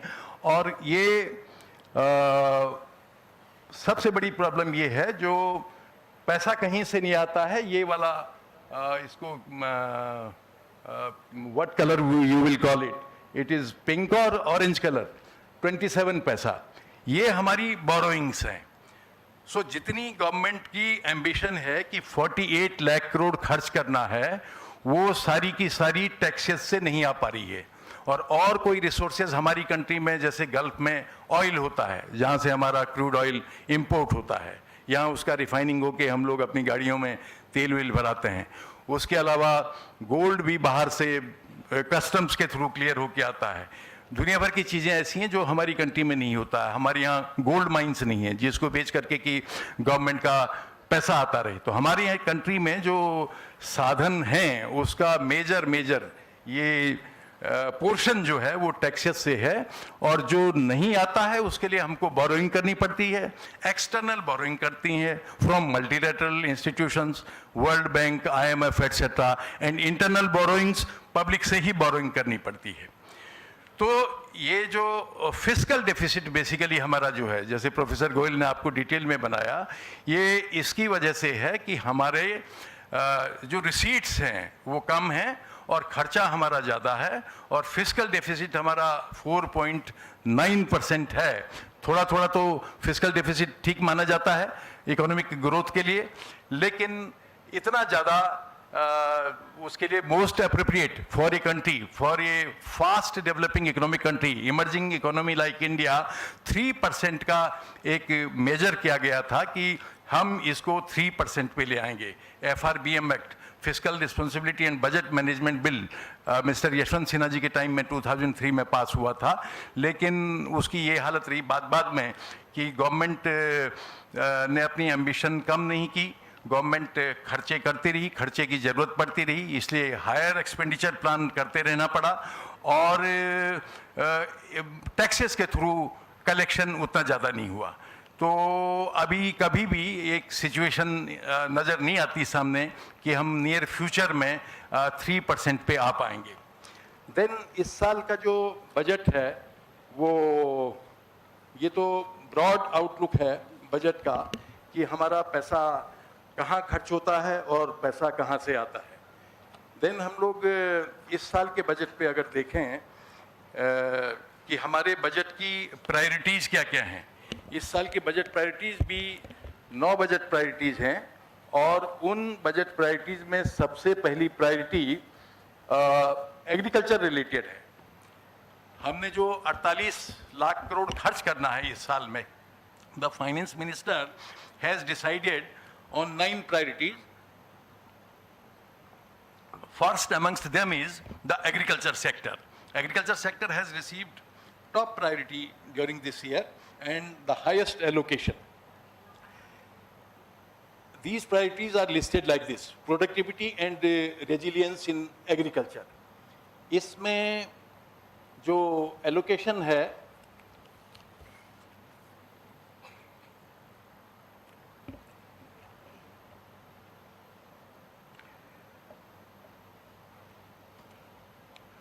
गवर्नमेंट बड़ा कंप्रिहेंसिव रिव्यू लेगी इसमें पूरे एग्रीकल्चर सेक्टर का, इंक्लूडिंग एग्रीकल्चर रिसर्च सेटअप का, एंड मेन फोकस होगा on raising productivity and developing climate resilient varieties. And इनका जो फंडिंग होगा, जो भी टारगेट हैं इसमें, जिनके थ्रू एग्रीकल्चर सेक्टर में गवर्नमेंट अपनी स्कीम आगे बढ़ाएगी, उनका टारगेट होगा चैलेंज मोड से कि छोटा रिस्क जो है कवर करने का उसमें प्राविधान होगा। और इसके अलावा प्रोडक्टिविटी बढ़ाने के अलावा जो दूसरा गवर्नमेंट की तरफ से इसमें ये आएगा, इनपुट आएगा, वो आएगा by way of release of new varieties. So new 109 hiding and climate resilient varieties of 32 field and horticulture crops will be released for cultivation by farmers. तो इनके लिए सभी चीज़ों के लिए एग्रीकल्चर सेक्टर में फार्मर्स को आइडेंटिफाई किया जाएगा, गवर्नमेंट का उसके लिए फंडिंग होगा, और देयर आर सेवरल अदर सब सेक्टर्स। उसमें मेजर है नेचुरल फार्मिंग का। नेचुरल फार्मिंग में फाइनेंस मिनिस्टर ने डिक्लेयर किया कि आने वाले 2 साल में 1 करोड़ फार्मर्स को कंट्री में नेचुरल फार्मिंग में इनिशिएट किया जाएगा, और उनका सर्टिफिकेशन होगा और उनकी ब्रांडिंग होगी। They would be identifiable, and implementation इनका साइंटिफिक इंस्टीट्यूशंस और विलिंग ग्राम पंचायत के थ्रू होगा, और 10,000 need based bio input resources centres भी इसमें बनाए जाएंगे। तो जैसा कि हम देख रहे हैं कि इसमें जो तरीका अपनाया जाएगा उसमें 1 करोड़ फार्मर्स का आइडेंटिफिकेशन है, और इम्प्लीमेंटेशन उसका साइंटिफिक इंस्टीट्यूशंस के थ्रू है। सो scientific institutions would be private और गवर्नमेंट। मुझे ये बताया गया है कि यहाँ पर एग्रीकल्चरल डिपार्टमेंट है इस यूनिवर्सिटी में, और उसमें पोस्ट ग्रेजुएशन है, रिसर्च होती है। तो सुवार्थी में explore how can it come in touch with the Agriculture Ministry, concerned wings of the Agriculture Ministry, by writing a letter to the Agriculture Secretary that our Department of Agriculture in this university would like to associate in this step of new step of natural farming. तो agriculture के लिए, employment के लिए इतना ज़्यादा इसमें प्राविधान है इस साल के बजट में कि उसमें तो एजुकेशनल इंस्टीट्यूशंस अपने आप ही कवर हो जाएंगे। जो हायर एजुकेशन इंस्टीट्यूशंस हैं जिनमें एग्रीकल्चरल डिपार्टमेंट्स हैं, big universities like GV Pant agriculture university, Chaudhary Charan Singh agriculture university Hisar, agriculture university Ludhiana, एक एग्रीकल्चर यूनिवर्सिटी बेंगलोर में है। They are large number of agriculture university, but these are few ones who are very popular, and this university's agriculture department can get in touch with other departments in other universities. So इसको देख करके ये लगता है, मुझे ध्यान आया, मैं लिख रहा था कि इतना ज़्यादा पिछले बजट्स में कंपेयर करके मैंने देखा, तो मुझे ये आया कि इसमें कुछ इस तरह से शब्द निकलने चाहिए, खेतों की हरियाली और तकनीक की उड़ान। जो ये बजट रिफ्लेक्ट करता है, फाइनेंस मिनिस्टर की जो ये ड्राइव है प्राइम मिनिस्टर के ओवरऑल सुपरविजन में, खेतों की हरियाली और तकनीक की उड़ान, नए विचारों से भरी है हमारी पहचान, शिक्षा का संकल्प और स्वास्थ्य का अधिकार, 2024 के बजट में छिपा है नवीनतम रोजगार का विचार।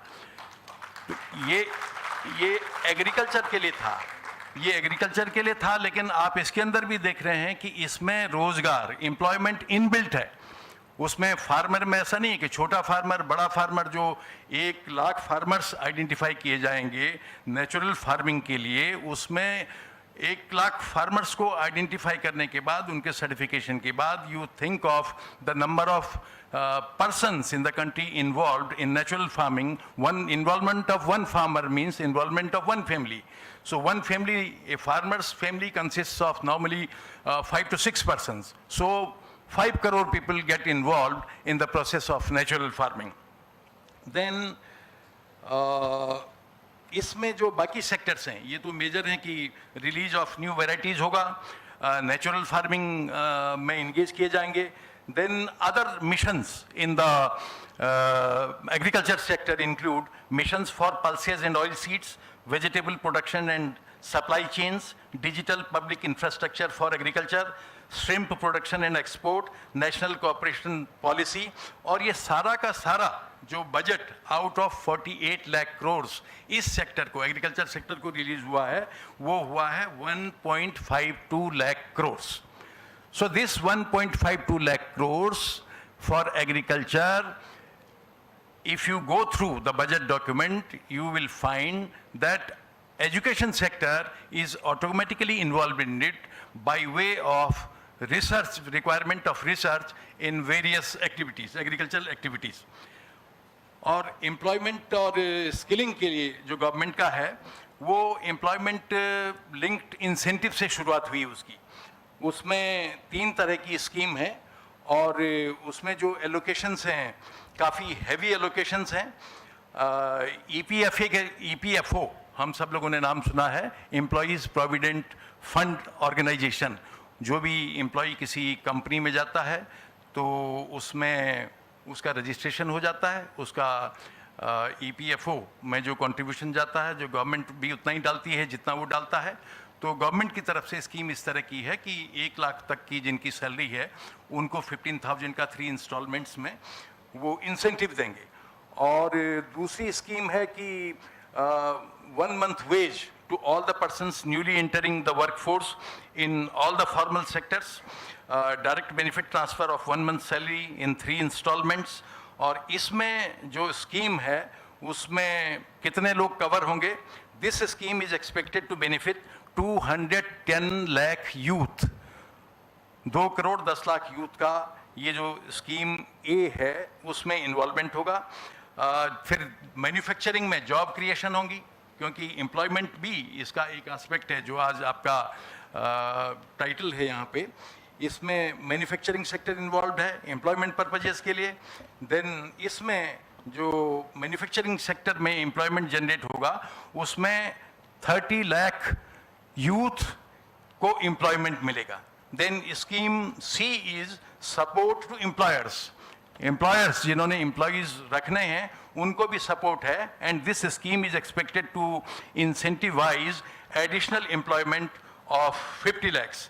सो इस एम्प्लॉयमेंट के बजट प्रोस्पेक्ट्स को देख करके हमको युवाओं के संघर्ष का याद आता है। और FM ने इसमें फाइनेंस मिनिस्टर में इसमें इतना ध्यान दिया है जिससे ये कुछ लाइंस चरितार्थ होती हैं। युवाओं का संघर्ष, रोजगार की चाह। आप लोग यहाँ बैठे हैं, इसके बाद रोजगार के लिए बैठे हुए हैं, किसी प्रोफेशनल कोर्सेज में एंटर करने के लिए बैठे हुए हैं। ये आपका संघर्ष का पीरियड है। सो फाइनेंस मिनिस्टर में ये ध्यान रखा हुआ है युवाओं के संघर्ष का। सो युवाओं का संघर्ष, रोजगार की चाह, मेहनत भरी हर कोशिश, देगी नहीं राह, हुनर की पहचान हो, शिक्षा जिसका आधार, युवाओं के लिए रोजगार अवसर मिले बार बार। ये अवसर प्रदान करने की इस गवर्नमेंट में एक ईमानदार कोशिश हुई है। ये पहली बार इस तरह से लिखा गया है बजट कि इसमें इतना पैसा मिलेगा, उससे इतने लोगों का बेनिफिट होगा। सो this is the difference between the budgets even this government presented in the past and now it has presented.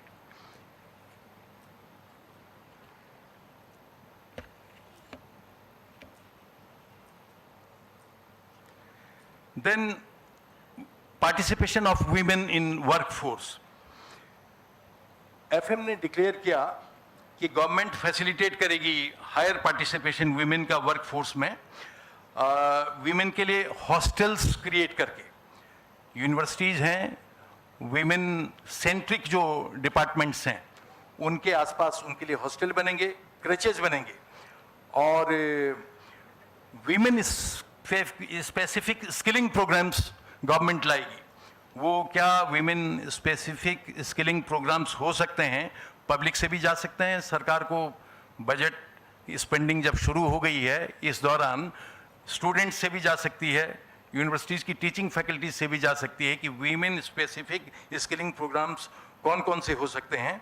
और प्रमोशन होगा इनका सेल्फ हेल्प ग्रुप एंटरप्राइजेस का।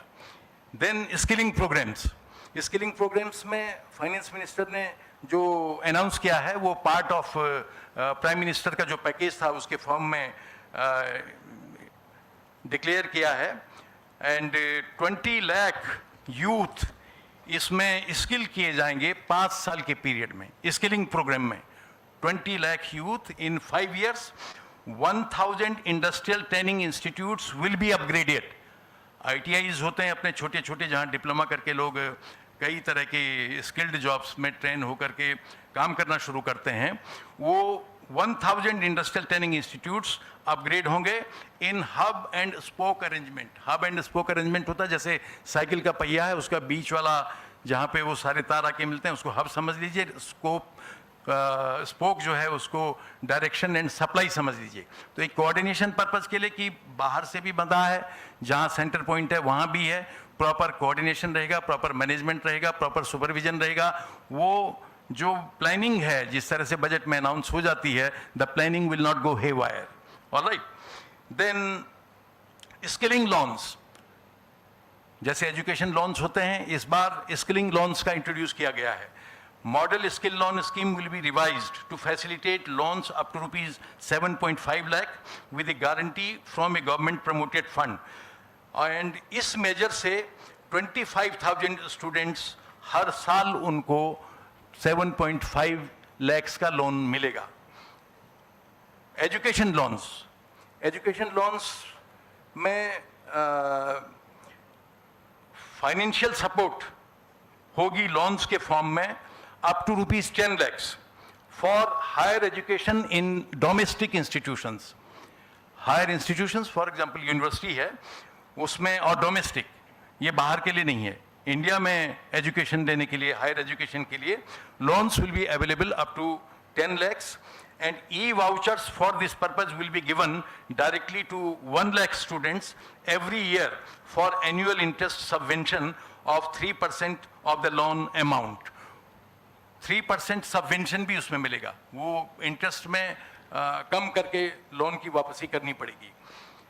Then inclusive human resource development and social justice के field में क्या क्या है, इसमें पैरा 27 जो फाइनेंस मिनिस्टर की बजट स्पीच कहती है कि गवर्नमेंट कमिटेड है all round, all pervasive and all inclusive development के लिए, पर्टिकुलरली फार्मर्स का, यूथ का, वीमेन का एंड पुअर लोगों का। और सोशल जस्टिस का एम कंप्रिहेंसिवली अचीव करने के लिए एक अप्रोच अपनाई जाएगी जिसका नाम सैचुरेशन अप्रोच रखा गया है, जो कवर करेगी all eligible people through various programmes including those for education and health. Health पे भी नेक्स्ट एम्फेसिस है, वो इस फॉर्म में नहीं आया है, but since health is our one of the fundamental rights, article 21 of the constitution में हेल्थ फैसिलिटीज गवर्नमेंट को देना, इंश्योर करना है, एंड उसमें लाइफ एंड लिबर्टी है। But Honorable Supreme Court has interpreted the fundamental right of life and liberty to include health facilities. So health पे emphasis तो लिखा नहीं भी हो तब भी है, because it is the fundamental right of the citizen. So इसके लिए comprehensively social justice को achieve करने के लिए एक saturation approach अपनाई जाएगी, और उसमें सारे ही eligible लोगों को कई तरह के प्रोग्राम से इंक्लूड किया जाएगा, एंड उसके मेनली फील्ड होंगे education and health areas. Then इसमें इकोनॉमिक एक्टिविटीज़ को सपोर्ट करने के लिए अलग से बजट में अनाउंस किया गया है, जिसमें कि craftsman, artisans, self help groups, scheduled caste, scheduled tribes और वुमेन एंटरप्रेन्योर्स को एंड स्ट्रीट वेंडर्स को, जैसे पीएम विश्वकर्मा स्कीम है, पीएम स्वनिधि है, नेशनल लिवलीहुड मिशंस हैं एंड स्टैंड अप इंडिया, ये सारी जो स्कीम्स ऑलरेडी चली हुई हैं ये स्टेप अप होंगी इस साल जो बजट स्पेंड होगी। Then digital public infrastructure applications हैं, ये सारे एजुकेशन फील्ड से रिलेटेड फील्ड हैं, जिसमें कि एजुकेटेड यूथ का एंड एजुकेशनल इंस्टीट्यूशन का पार्टिसिपेशन सिने क्वा नॉन है, इसके बगैर ये एक्टिविटीज चल नहीं सकती हैं। यूज ऑफ टेक्नोलॉजी है, use of technology, introduction of technology, ये सब इस बजट का हॉलमार्क है। एग्रीकल्चर के फील्ड में भी जैसे आपका एक ट्रेडिशनल फार्मिंग होती है, even after more than 70 years of independence, we are still engaged in traditional farming in many areas of the country. So government is thinking of diversifying the agriculture sector, and this is by introduction of several new techniques, introducing several scientific and technological inventions. Then ये हमारा concentration तो educational institution से related है और education sector के लिए जो इस बार हम लोग रिकाउंट कर सकते हैं कि एजुकेशन के लिए क्या क्या मिला है। ये सेंट्रल गवर्नमेंट प्रोवाइड करेगी 1.48 lakh crore for education and employment and skill. Goyal साहब ने बताया था शुरू में, इसका अमाउंट जो एलोकेटेड है, जैसे एग्रीकल्चर के लिए 1.58 लाख करोड़ है और वो by and large major portion उसका भी एजुकेशन को ही जाएगा in innovations and technological developments. अलग से एजुकेशन एंड स्किल के लिए 1.48 लाख है। फाइनेंशियल सपोर्ट लोन की फॉर्म में अभी मैंने जिक्र किया, up to 10 lakhs will be given to students for higher educations in domestic institutions. New centrally sponsored scheme for skilling in collaboration with the state governments and industries. About 20 lakh youth will be skilled over a period of 5 years. Skilling में 20 lakh youth number है जो 5 साल के period में जिनका skilling होगा। आप कह सकते हैं कि स्किलिंग किस तरीके से होगा, जो हमारे ITIs हैं, जो 1000 ITIs अपग्रेड होने हैं, उनके थ्रू होगा। एंड इनका कोर्स कंटेंट, इन ITIs का course content and design will be aligned to skill needs of the industries. जो इंडस्ट्रीज हैं, नई नई इंडस्ट्रीज भी आती रहती हैं, उनकी क्या स्किल नीड्स हैं, उसको मॉनिटरिंग में होगा कि कौन सा ITI कौन सा कोर्स कराता है, किस इंडस्ट्री में यहाँ के लोग जाते हैं, उस इंडस्ट्री में क्या नीड्स होती हैं, तो उनका पूरा सिलेबस उससे अलाइन होगा। Then government will provide internships to 1 crore youth. ये मेजर एंगेजमेंट है। 1 crore यूथ को इंटर्नशिप देगी। ये इंटर्न्स को 5000 तो स्टाइपेंड मिलेगा पर मंथ और वन टाइम इसको 6000 असिस्टेंस मिलेगी इंटर्नशिप के लिए। सो कंपनीज, इसकी कॉस्ट आएगी कंपनीज से, जो कॉरपोरेशंस हैं। CSR जरूरी होता है। Companies are required to mandatorily spend some money on corporate social responsibility. So these schemes of financing interns will be done through CSR, corporate social responsibility. Government will earmark some companies to provide fund to show in their accounting and all, make requisite requirements so that these interns are financed as planned in the budget. Then finance minister ने ये further stress किया है कि higher educational institutes में women के लिए stem courses होंगे। Stem courses का नाम अब तक हम सभी लोग जानते हैं। ये फुल फॉर्म है science, technology, engineering and mathematics का, और ये 10 साल तक चलेगा।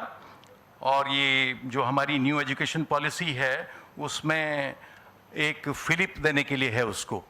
सो I think I have dealt with the broad vision that the finance minister has thought out for the education sector, even where sectors which are not prima facie sounding education direct. They are interrelated without involvement of education sector from the primary, secondary or higher education level. Almost in all sector, these programs cannot be carried out unless students are involved, unless teaching faculty, unless universities are involved. So ये budget कुछ इस तरह से sum up मैंने करना चाहा। शिक्षा, रोजगार, कृषि, उद्योग, संख्याओं में छिपा है उज्जवल भविष्य का योग। बजट 2024 का है संकल्प, हर कदम हर नीति विशेष, नीतियों की दिशा में है विज्ञान और तकनीक का समावेश। Thank you so much. Thank you very much. Thanks a lot. Thank you so much, sir. The way you have explored all the things is very nice. मेरे as a student of economics में ये जानती हूँ 4 cast होती हैं भाई।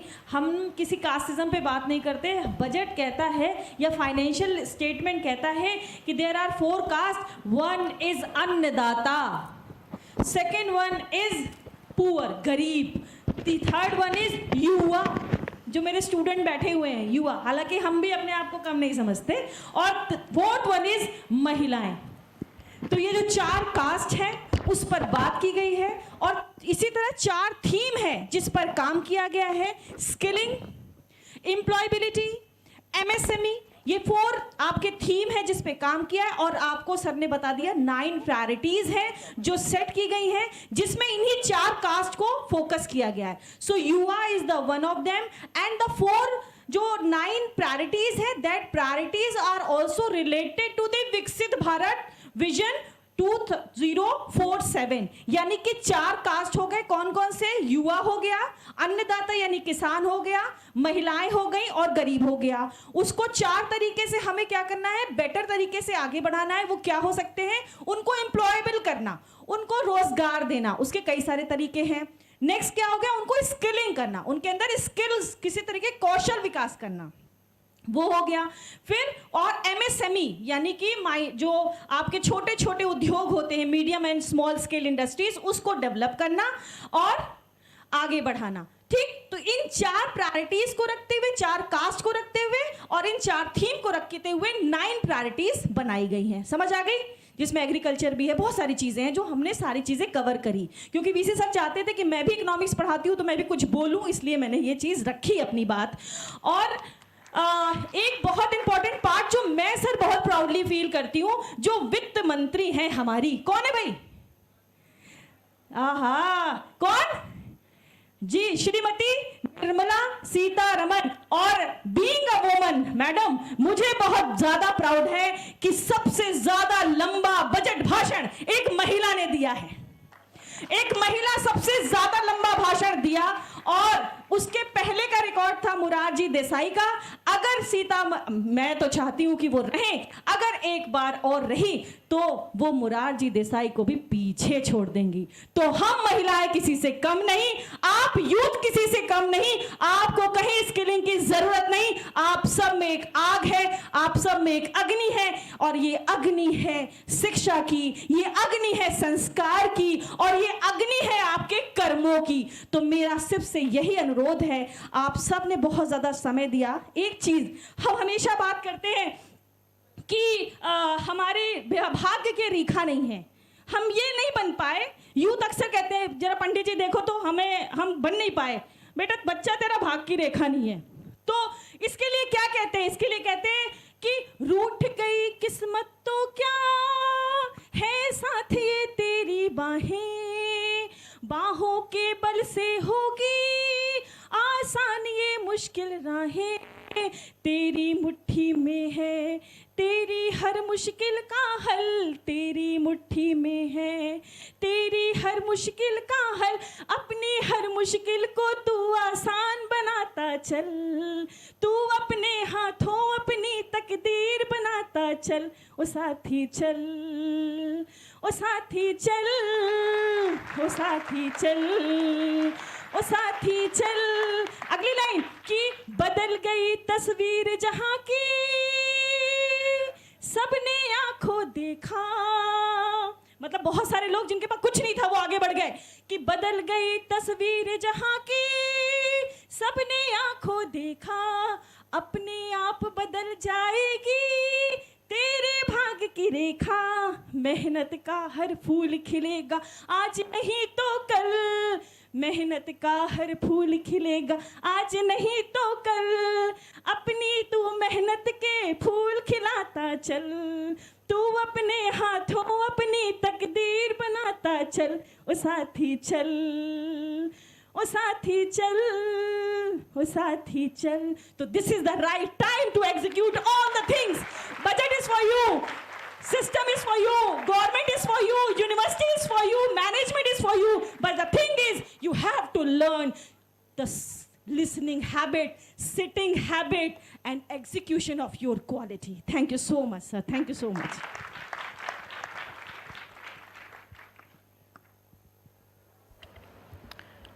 Now it's time to give token of thanks from Swami Vivekanand Chair.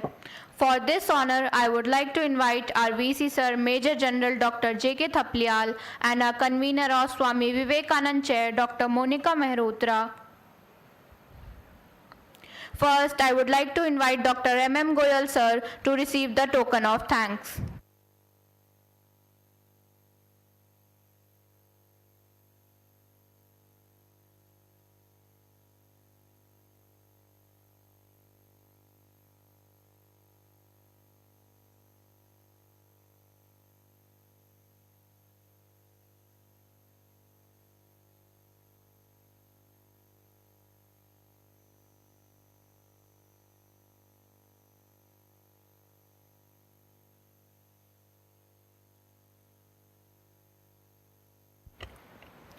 Now I would like to invite Dr. D.P. Semwal Sir to receive the token of thanks.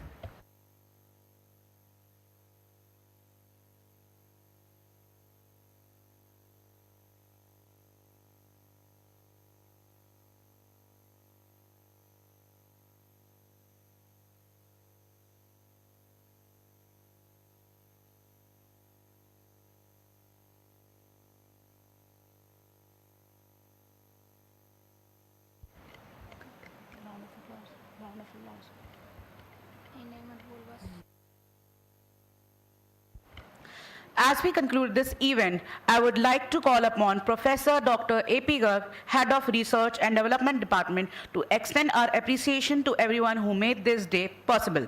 Please join me in welcoming him for vote of thanks.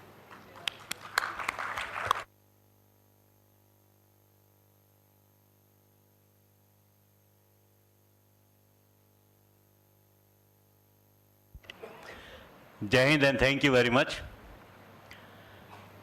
On behalf of myself, on behalf of Swami Vivekanand Subharati University, I extend my thanks to Professor Dr. M.M. Goel sir, who delivered a wonderful talk and elaborated the Needonomics, which was new to me also. And in fact, if you see that Needonomics or Greedonomics, it is the foundation of the total business and total economics. Dr. D.P. Semwal, he introduced the various expenditures and incomes of the union budget. I would like to say here that when he was emphasizing that it is the fundamental duty of the state for providing the health, at the same time it came to my mind that when it is the duty of the state to provide the health, then it is very unlawful for the state to charge the GST of 18% on health insurance. It is your duty and then you are charging the GST from us. As the topic of the seminar, it was the union budget and higher education and the research for the vision of 2047.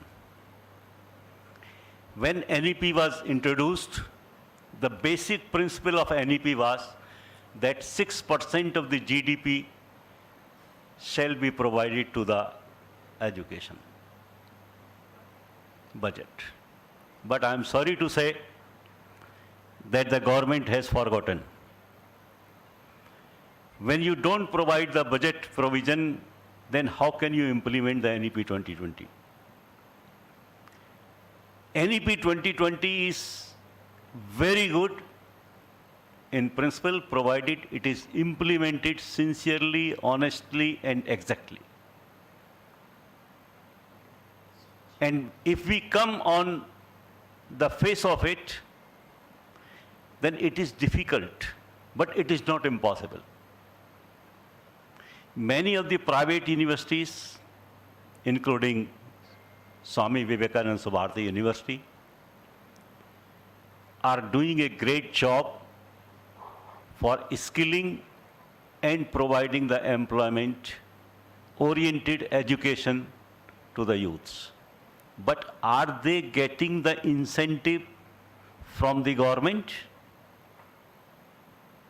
No. As Professor M.M. Goel have said that the 2% of the cess, most of the part it is going to the IITs and the other national institutes. Yes, it is true. We are contributing for them, and where these people they go to increase the economics of the foreign countries or the Western countries. So we need to think about it. We need to think about the need and the society for that. But it is that beautiful lectures, beautiful illustrations with the data, certainly it has enhanced the knowledge of the faculty of Subharati University and the brilliant young students who have been here throughout the presentation. It will naturally increase your knowledge, and it has greatly helped you. So I am thankful on my behalf and on behalf of the Swami Vivekanand Subharati University to the Swami Vivekanand chair that they organized, and the Monica, who is the brain behind the organization of this beautiful illustrative lecture series. And we wish that all the deans, Professor Sudhir Tyagi, Professor Manoj Kapil, and many of the faculty members who are present here, and the brilliant students, young students, and the facilities which have been provided by Dr. Pintu Mishra for this, giving this excellent, the beautiful, maintained hall. So thanks to all, and thanks to the projector, thanks to media, and thanks to everyone, thanks to the electricians, thanks to administration, and thanks to all to whom I forgotten. Thank you very much. Thank you. Thank you once again.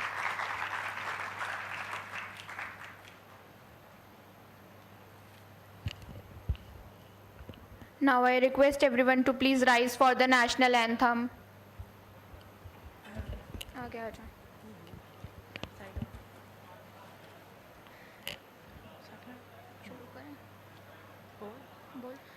Jana Gana मन अधिनायक जय हे भारत भाग्य विधाता पंजाब सिंध गुजरात मराठा द्राविण उत्कल बंग विंध्य हिमाचल यमुना गंगा उच्चल जलधि तरंगा तब शुभ नामे जागे तब शुभ आशीष मांगे गाहे सब जय गाथा जन गण मंगलदायक जय हे भारत भाग्य विधाता जय हे जय हे जय हे जय जय जय जय हे भारत माता की जय भारत माता की जय भारत माता की जय जय